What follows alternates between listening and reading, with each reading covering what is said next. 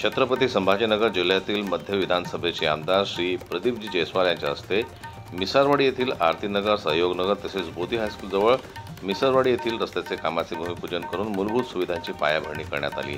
त्याचबरोबर आमदार प्रदीप जयस्वाल यांनी लोकांचा पाण्याचा प्रश्न सोडवण्याचं आश्वासन नाही दिलं। माननीय उपमुख्यमंत्री एकनाथ शिंदे साहेब महाराष्ट्र राज्य यांच्या मार्गदर्शनाखाली आणि नेतृत्वाखाली जनसामान्यांपर्यंत मूलभूत सुविधा पुरवण्याचा संकल्प आमदार प्रदीपजी जयस्वाल यांनी केलेला आहे। कुठल्याही वार्डामध्ये तसेच संपूर्ण महाराष्ट्रामध्ये कुठल्याही प्रकारच्या मूलभूत सुविधांचा अभाव राहणार नाही अशी एकनाथ शिंदे साहेब महाराष्ट्र राज्य उपमुख्यमंत्र्यांच्या वतीनं आमदार जयस्वाल यांनी ग्वाही दिली। रोजगाराचा प्रश्न असो, पिण्याचा पाण्याचा प्रश्न असो, रस्त्याचा प्रश्न असो वा तसेच मध्य विधानसभा मतदारसंघ कुठल्याही प्रकारची समस्या असो ती जनसामान्य भेटवणार नाही अशी ग्वाही सुद्धा त्यांनी जनतेसमोर बोलताना दिली। उद्घाटनास केले हे तिन्ही रोड 15 दिवसाच्या आत तिन्ही रोड या ठिकाणी बनले जातील।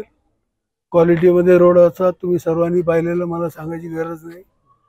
प्रत्येक ठिकाणी शहरातल्या कुठल्या एरियामध्ये जिथं जिथं आपला मध्य विभाग आहे, कारण मी दुसऱ्या ठिकाणी सांगू शकत नाही, तो माझा मतदारसंघ नाही आहे। मध्य ज्या ठिकाणी माझा मतदारसंघ आहे त्या भागातले सर्व रोड, त्या भागातल्या पाण्याची लाईन, त्या भागातली ड्रेनेज लाईन हे सर्व या ठिकाणी करून मी आजच्या मध्ये सांगतो। कोण्या एरियाचं भूमिपूजन झालं? आज भूमिपूजन झालं सहयोगनगर, त्याच्यानंतर आरसी नगर, मिसारवाडी, 3 ठिकाणचं आज उद्घाटन।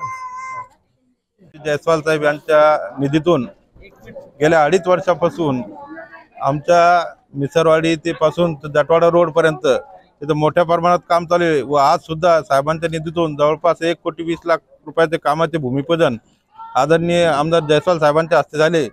या भागातील संपूर्ण नागरिकांचा एक प्रकारे जो चिखलामधून जाण्याचा जो त्रास होता तो संपूर्ण त्रास आज मिटलेला आहे। मी याबद्दल आदरणीय जयस्वाल साहेबांचे मनापासून आभार मानतो। जय हिंद, जय महाराष्ट्र।